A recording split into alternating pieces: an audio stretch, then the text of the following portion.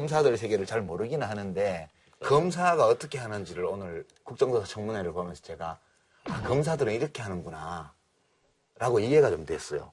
그 김경진 의원 국민의당 그럼 검사 출신이에요. 예, 부부장 검사 광주지검에. 네. 근데 검사할 때 되게 유능했을 것 같아요. 제가 보면서 놀랐는데 그 청와대 의무실장하고 경호차장을 상대로 질의를 하는데요. 진짜 질의를 하더라니까요. 그 똑똑해요. 소리도 안 지르고 화도 안 내고 뭐 괜히 쓸데없는 뭐 국민이 보고 있습니다 이런 얘기도 없고요. 그냥 탁탁 물어보는데 핵심이 그거예요. 소위 보안손님이라 그래가지고 최순실 씨가 그 부속실 안봉건 비서관하고 이렇게 해가지고 미리 들어오기로 약속 잡고 청와대 차로 들어오면 그냥 들어갔대잖아요. 육지 안 남기고. 그런데 경호실에서 뭐 갖고 들어가는 거는 체크를 했대요. 뭐 의료장비라든가 뭐 이런 거 갖고 들어가는 거. 왜냐하면 위험할 수가 있으니까. 그랬는데 인적 사항에 대해서는 안 물어봤다 이거예요. 그래서 뭐라고 물어보냐 하면 그 보안 손님 기재와 관련된 것을 샘플을 하나 출력해서 저한테 보여주셨는데 11월 19일로 기억을 하고 있습니다. 거기 보면 의료 장비 지참 들어가심 이렇게 기재되어 있는 걸로 기억하고 있습니다. 뭐라고 답변하시겠습니까?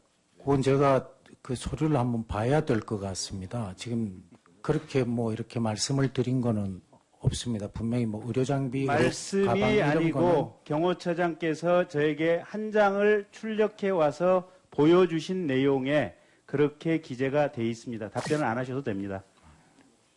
김상만 의사라든지 김영재 의사라든지 이런 분들이 보안 손님의 형태로 부속실에 직접 들어가서 대통령을 진료하게 되면 그러면 청와대 의무실에서는 그 사실을 자동적으로 파악하게 됩니까? 아니면 파악을 못할 수도 있습니까? 알려주지 않으면 알 수는 없습니다. 그러면 김상만 씨라든지 아니면 김영재 씨가 간단한 의료 장비를 가지고 들어와서 곧바로 관저에서 의료시술이 있을 가능성도 충분히 있겠네요. 가정 상황으로 제가 답변을 드리는 게 좀 어려울 것 같습니다. 알겠습니다. 제가 아는 바는 없습니다. 그걸 이렇게 제가 보면서 저런 거지 국정조사 청문회라는 거는 기본적으로 우리가 의문을 가지고 있는 어떤 사안에 접근할 수 있는 정보 그게 구체적으로 정보를 끌어낼 수도 있지만 어떤 가능성을 알려주는 정보를 거기서 뽑아낼 수 있는 거거든요. 그래서 경호실의 답변이나 혹은 의무실의 답변만 믿고 그날 진료 행위가 없었다. 이것을 단정하기 어렵겠구나라고 보는 사람이 이해를 하겠더라니까요. 그러면 이거 보안손님이 누가 왔고 그것만 딱 조사하면 나오잖아요. 이 시민들은 지금 그게 제일 궁금해요. 무슨 삼자 뇌물 이런 거 어차피 다 돈 왔다 갔다 한 거고 그렇잖아요. 내일 재벌들 나오잖아요. 네.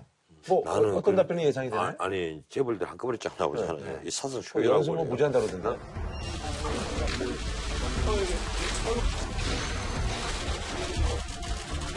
돌아가신 이인원 부회장님 비롯한 해당 부서에서 결정했습니다. 예, 사회공헌위원회가 하게 돼 있고 저는 거기에 전혀 소속돼 있지 않기 때문에 부분에 관해서는 제가 아는 바 없습니다. 죄송합니다. 제가 정확한 숫자는 모르겠습니다. 그러니까 그것도 모릅니까?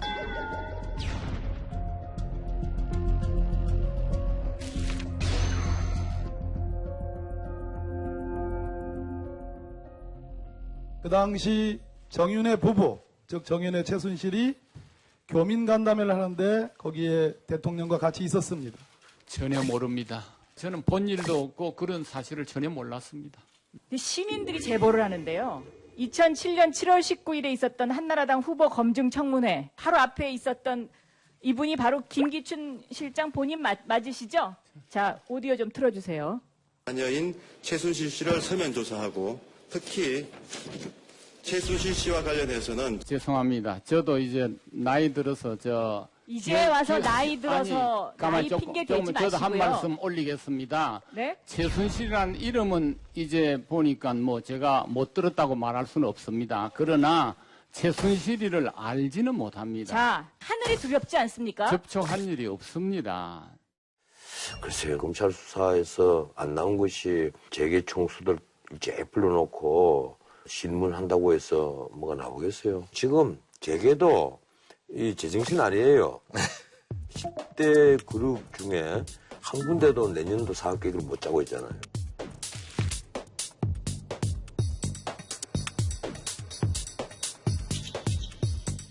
지금 우리나라의 경제가 워낙 지금 여기저기 다 뭐 무너지고 있으니까 제정신 아닐 수밖에 없어요. 근데 저는 두 가지인데 하나는 아니 총수들 말고 각 개별 기업별로 경영진이 다 있잖아요. 그죠? 그 관련 정인들도 다 채택이 다 되고 있어요. 아니 그러니까 그 총수가 무슨 국회 청문회 나간다고 기업 의사결정을 못 한다는 건 말이 되냐고요 이게.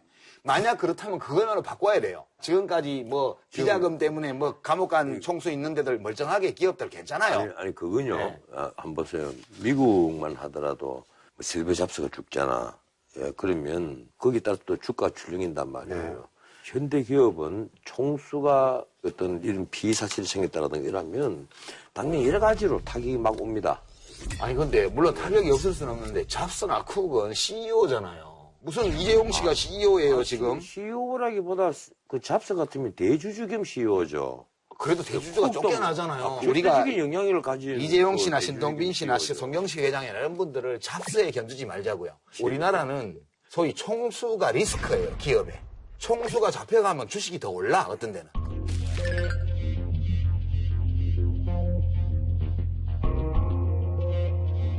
그러니까 이렇게 인적으로 돼 있는 이 후진적인 구조를 극복할 생각을 해야지. 이게 첫 번째고요. 두 번째로 다른 기업들은 그 진짜 자발적으로 냈냐, 뭐 불이익 당할까 할 수 없이 냈냐 이런 거지만 지금 롯데랑 삼성이랑 SK랑 CJ랑 이런 데들은 구체적으로 박근혜 대통령과 그 참모들의 범죄 행위와 관련되어 있는 또는 어쩌면 딜을 해주. 어쩌면 뇌물죄를 적용할지도 모르는 어떤 혐의에 대한 질문이 나오는 거예요. 지금 제3자 뇌물실수 있잖아요. 가장 언론이 주목하고 있는 것은 롯데와 SK입니다.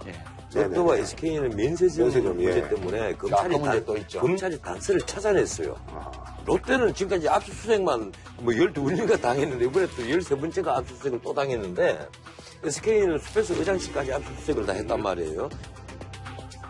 대통령이 최태원 씨하고 뭐 신동빈 회장을 삼청도 안가에서 봄에 만나고 그다음에 그 직후에 면세점 다 탈락했었는데 추가 선정한다고 해가지고 그 정책을 추가 선정 정책을 믿기로 해서 뇌물을 받는 거로 되니까 아주 악성이에요. 이거. 사실 뇌물죄는 말이죠. 이렇게 뇌물 제공으로 걸릴 소지가 있는 분들은 좀 많이 괴로울 거고요. 내가 그밖에 다른 분들은 아니요. 하루 종일 앉아 있다가 몇 마디 말씀하고 내가 딱 단적으로 하나만 얘기를 합시다. 우리나라 재계에서 어떤 재단을 만든 데서 돈을 내잖아요. 제일 가장 큰 삼성이 얼마를 내느냐 이게 문제입니다. 수지의원금도 그렇고 뭐 어디에 기준점이 되죠. 딱 하면 그다음에 2위, 3위 자동으로 액수가 딱 정해져요. 쉽게 말하면 이어서 그런데 요놈은 뇌물이고 요놈은 뇌물, 요놈은 뇌물 아니다 하는 이게 얼마나 코미디가 그 뇌물은 액수도 문제지만 대가로 뭐가 아니 그러려면 이 액수부터 요 순서가 정해지고 액수 크기가 정해지지 않아야 되잖아요. 그러니까 위로 뭐가 돈이 가고 밑으로 뭐가 갔냐 안 가냐 이걸 보는 밑으로 뭐가 갔으면 이게 뇌물이고 그 위로만 갔으면 삥 뜯긴 거예요. 이게 만약에 법정에서 있잖아요. 내 이론대로 시장판에 자리에서 뜯는 거와 똑같은 개념이다. 이게 아니고 이거 뇌물이다 이러려면 그러면 머리가 하나 딱 정해지면 딱 액수가 맞춰지잖아요. 이게 아니고 다 들쭉날쭉 해야 됩니다. 그래서 뭔가 독특하게 많이 내놓거나 뭐 수가 나야 되잖아요. 근데 학교에서 774밖에 안 거치잖아요. 왜 그렇게? 이 대가리가 이거밖에 안 되는 밑에 맞추다 보니까 그 밑에도 삥을 안 뜯기려고 지금 나도 살기 어려우니까 안 뜯기려고 계속 이렇게 해본 거지. 이게 다 하기는 어려울 텐데 또 롯데는 이렇게 갔다 왔다도 했고 돌려주기도 하고. 그래서 롯데의 70억은 문제가 삼성은 비대기랑 이쪽에 따로 보낸 게 또 있고 그러니까. 자 그럼 뭐 한 줄 평하고 참 대통령한테 참 좋은데. 참 어디서 광고 또 있네. 뭐가 좀 참치락을 갖고 왔어요. 광고 흉내를. 대통령한테 참 좋은데. 근데 참 말해봤자 소용이 없을 것 같아서 말하기가 그러네. 그 무슨 약 먹으라고? 즉각사임약. 대통령님, 이 궁중 드라마도 드라마는 드라마입니다. 이제 클라이맥스가 다가왔걸랑요. 클라이맥스에는 주인공이 그 감옥에 가기도 하고 이상한 반전을 일으켜서 주인공이 또 활짝 웃기도 하고 저는 드라마 후반을 기다릴 뿐입니다. 여러 줄 평이셨습니다. 드라마 후반이 어떻게 된다는 얘기예요, 그래서. 나는 알지롱. 궁금하면 오래 견디고 나중에 대기실로 와. 대구 서문시장에서 화재가 아주 크게 났더라고요. 대구 중구에 있는 서문시장에서 불이 난 건 오늘 새벽 2시 8분쯤입니다. 점포 679곳이 탔고 연말연시를 앞두고 물품을 많이 구비한 곳이 많아 재산 피해액이 최소 수백억 원에서 천억 원에 이를 거라는 관측마저 나옵니다. 박근혜 대통령도 이제 방문하셔서 또 뉴스가 좀 더 크게 되지 않았나.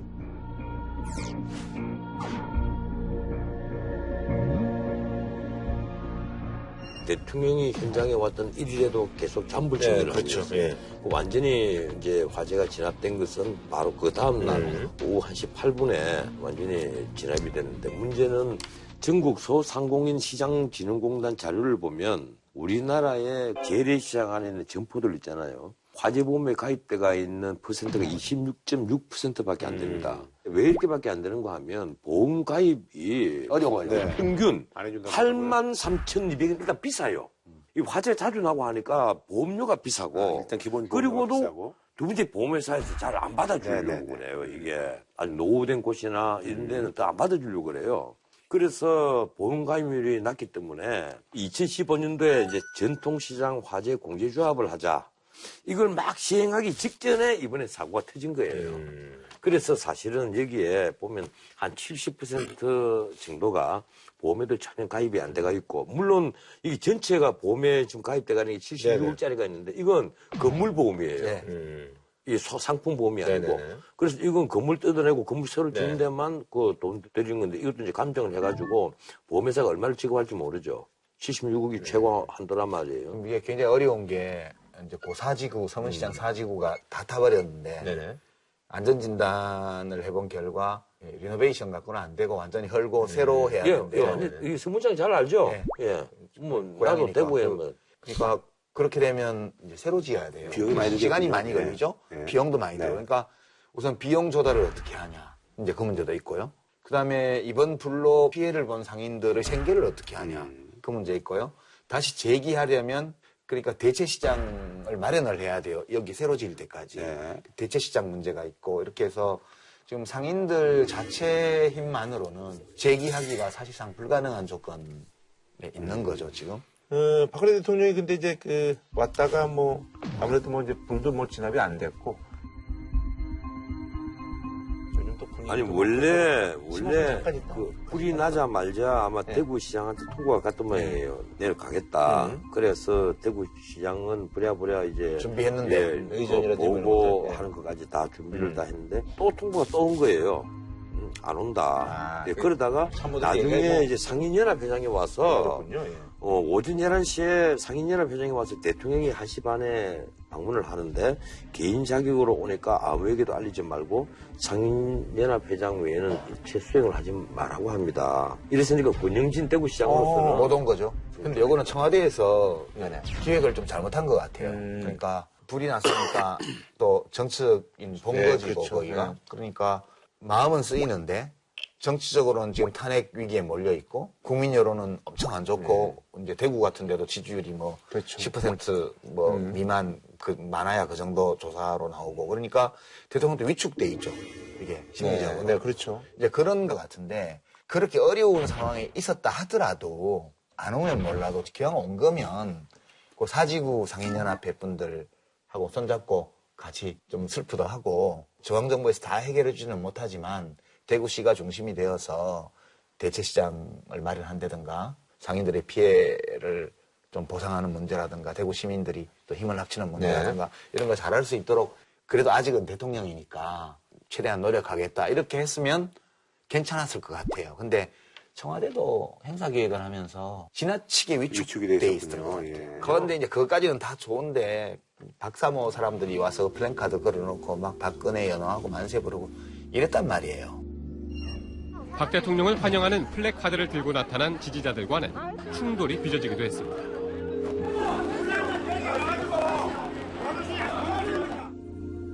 그러면서 감정이 좀 그래서 15분간밖에 있지 않았는데 일부 상인들은 왜 연치 없이 여기 왜 오느냐, 왜 길만 복잡하게 만드느냐. 이럴 거면 뭐하러 왔냐. 왔으면 여기 피해를 입은 상인들 대표라도 좀 만나고 가지.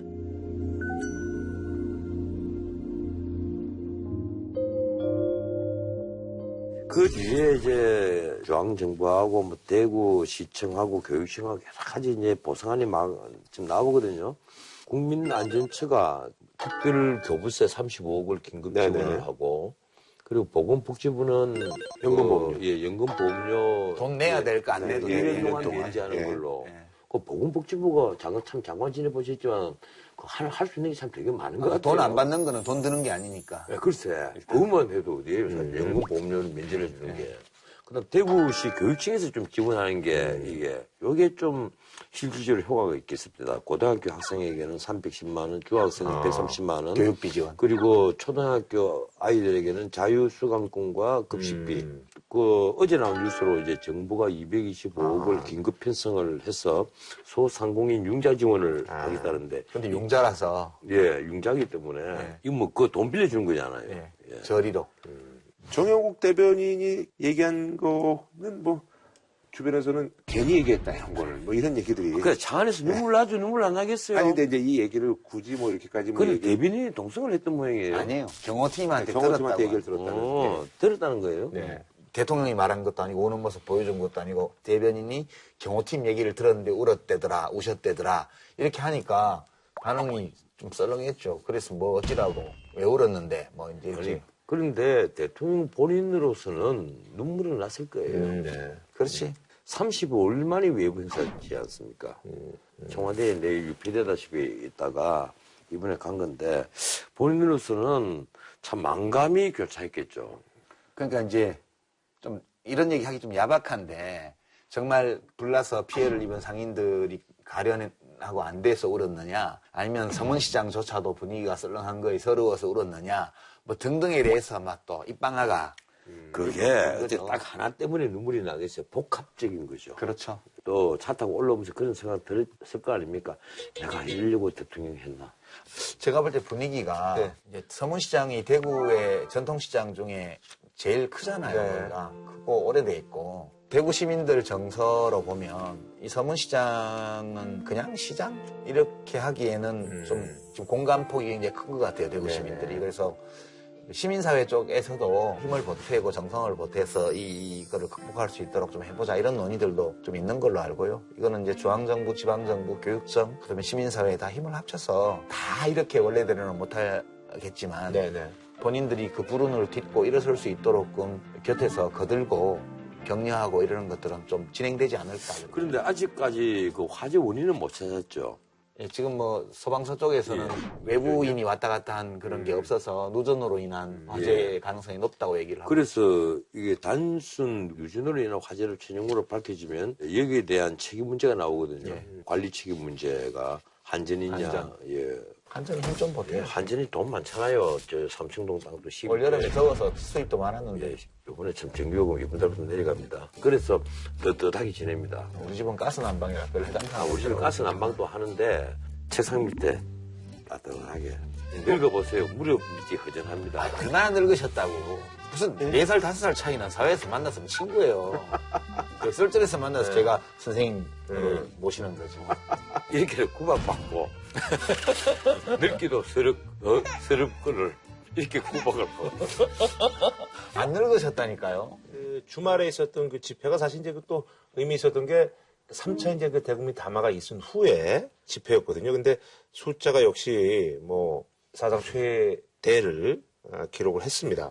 이제 그 232만 명이 모여서 이제 이것 때문인지 어쨌든 그 비박계가 입장 변화가 있거든요. 그래서 어쨌든 박근혜 대통령이 그 6일날까지인가요? 7일이죠. 내가 그걸 정리를 해가 왔어요. 그 좀 비박계 입장 변화에 대해서 좀 비박계가 정리를 좀 일주일 해주실 것 동안에 같아요. 입장을 또 2번을 바꿨거든요. 처음에 비박계가 만든 비상시국회의에는 탄핵을 원래 야권과 함께 주도를 하자. 공존한다 그랬죠. 근데 11월 29일 날 대통령 3차 담화를 발표를 하니까 친박의 그 탄핵 반대하고 야당의 그 탄핵 사이에서 이제 고민을 한 거예요. 그렇죠. 고민을 하다가 이 김무성 그 대표가 어떤 말을 흘렸는가 하면 4월 말에 퇴진이 결정되면 굳이 탄핵이 필요하겠느냐. 그 다음에 태도가 바뀐 것이 새누리가 비박과 친박이 다 모여서 의총을 하면서 4월 퇴임, 6월 대선 당론으로 예. 결정을 합니다. 그 다음에 이제 비박 쪽에서 7일날 오후 6시까지 명확한 퇴진 시점을 얘기를 해주고 이선 후퇴의 의사를 분명히 밝히면 우리는 그 탄핵소추안 발의에 참여하지 않겠다. 이렇게 비박이 의견 통일을 한 거예요. 그게 이제 집회 전이죠, 그러니까? 그렇죠. 근데 주말 시위가 있었잖아요. 네. 이러니까 결정이 되기를 대통령 입장 표명과 상관없이 여야 합의가 없으면 탄핵에 참여하겠다.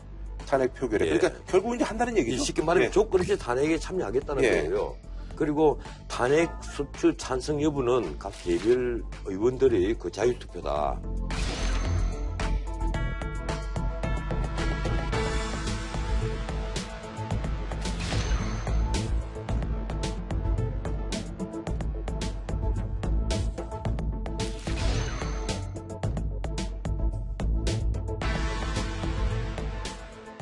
친박도 이제 뭐 친박 의원들 중에도 예. 탄핵 찬성하는 사람도 좀 있다는 얘기도 나오고 11명 있다고 나왔어요. 정진석 원내대표가 6일날 관두죠. 관두겠다고 지금 발표를 했고요. 이제 주말 집회가 일정한 영향은 줬던 것 같아요. 비박계 입장의 어떤 그 변화만 봐도 그런 것 같은데요. 예, 그 전주 토요일의 집회와 비교를 하면 강도가 세졌어요. 우선 사회자 요청에 따라서 함성을 지르는 정도가 그 청와대 근무자들 말로는 땀이 좀 올릴 정도로 세게 들린대요, 거기서. 응집력이 좀 세졌다는. 예, 그러니까 이제 강도가 세진 거예요. 그러니까 이게 비박계 입장에서 보면 자기들도 살아남아야 되는데, 정치적으로. 네. 민심이 대통령의 3차 담화를 수용한 게 아니고, 오히려 더 민심에 불을 지른 형국으로 나타나니까 자기들은 좀 질서정연한 퇴진으로 잘 정리되기를 바랬는데, 그렇게 되기가 좀 어렵겠다는 판단을 한 거 아닌가, 그렇게 봐요.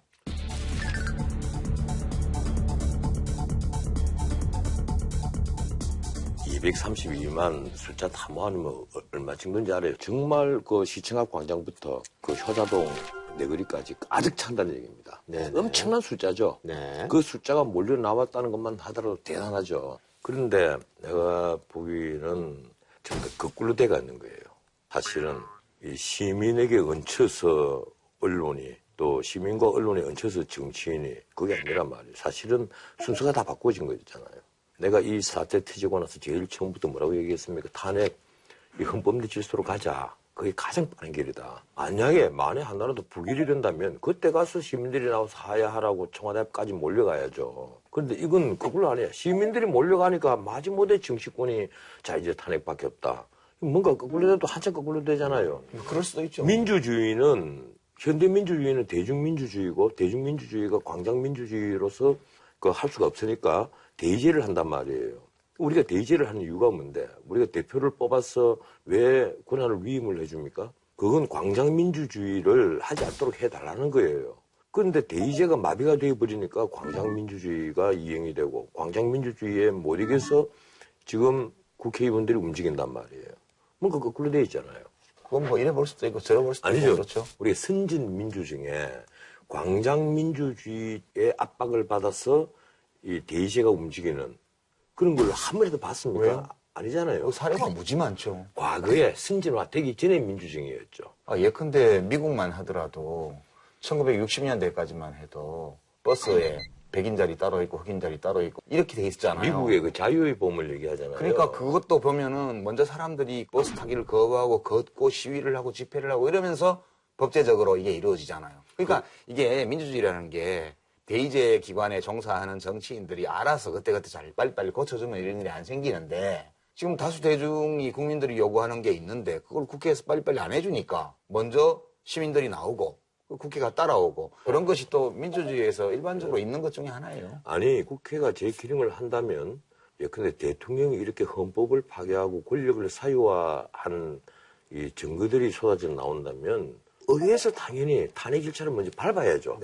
그래서 만에 하나라도 탄핵이 부결되면 그때 거리로 나가서 함께 하야하라 물러나라 이렇게 얘기를 해야죠. 이제 변호사님은 지금 거꾸로 됐다고 말씀하시는데 저는 또 그렇게 안 봐요. 그게 이럴 수도 있고 저럴 수도 있다고 보는데 만약 국회에서 탄핵이 부결된 후에 시민들이 나온다면 출구가 어디 있어요? 그러니까 대통령하고 끝까지 충돌하는 것밖에 없어요. 지금 탄핵 전에 시민들이 나왔기 때문에 이게 제도 정치의 틀 안에서 이게 해소될 수 있는 가능성이 열리는 거지. 가만 보고 있다가 뭐 다 끝나고 잘못되고 나서 그때 뭐 촛불 들고 일어나는 거 그거보다는 저는 지금 진행되는 사태가 오히려 낫지 않나? 그렇게 생각해요. 그런데 내가 왜 이게 중요하게 보는가 하면 광장에서 시민들이 그러니까 거기에 묻혀서 이른바 유력한 정치인들이 가서 아주 거친 말을 쏟아내면서 거꾸로 대중으로부터 환호를 받으려 한단 말이에요. 이번에 쏟아져 나온 말 중에는요, 충격적인 얘기들이 너무 많아요. 아니, 근데 당장 묘지를 파자. 그래서 박근혜를 가서 끌어묻어서 박정희 유해 옆으로 묻어버리자. 이 얘기를 대선 주장한단 말이에요. 문학적인 표현이죠. 그게 어떻게 문학적인 표현으로 봅니까? 그건 선동적이고 자극적인 얘기죠. 원래 선동에도 문학이 포함되는 거예요. 에이, 그건 그러면 안 되는 거예요. 이런 선동을 하는 것은요, 자기 주자로서의 자기입니다. 그러면 자기가 없으면 나중에 또 떨어질 거예요. 그건 걱정하지 안 되는 마세요. 거예요. 예.